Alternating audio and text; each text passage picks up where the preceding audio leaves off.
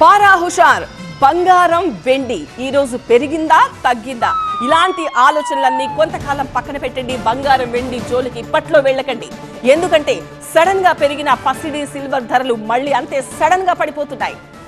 Breaking news చూస్తున్నాం. బంగారం వెండి ధరలు మళ్లీ కుప్పకూలుతున్నాయి. అంతర్జాతీయంగా ఒక్క రోజులోనే వెండి ధర 13% పడిపోయింది. రికార్డు స్థాయి నుంచి 30% సిల్వర్ పతనమైంది. గత వారం $100 దాటింది ఔన్స్ వెండి ధర. ప్రస్తుతం $70 దగ్గర సిల్వర్ ట్రేడ్ అవుతోంది. వెండి బాటలోనే బంగారం ధర కూడా క్షీణిస్తోంది. మొన్నటికి మొన్న $5,000 దాటిన ఔన్స్ గోల్డ్ ఇప్పుడు $4,780 దగ్గర ట్రేడ్ అవుతోంది. సిల్వర్ గోల్డ్ పతనానికి టెక్నికల్స్ కారణమని విశ్లేషకులు చెబుతున్నారు.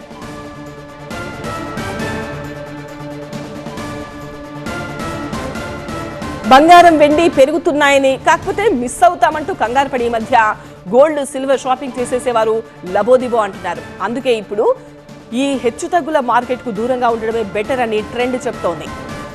మన దేశంలో కూడా గోల్డ్ సిల్వర్ ధరలు 2 రోజులు పెరిగాయి.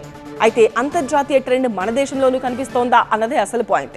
జనవరి 29 నాడు కిలో వెండి 4 లక్షల రూపాయల మార్కు తాకింది. వెంటనే ఏకంగా $1,37,000 తగ్గింది. అంటే ఇప్పుడు కిలో వెండి ధర $2,62,000. ఇవాళ హైదరాబాద్ మార్కెట్లో కిలో వెండి ధర $10,000 పతనం అవుతుందా అన్నదే చూడాలి.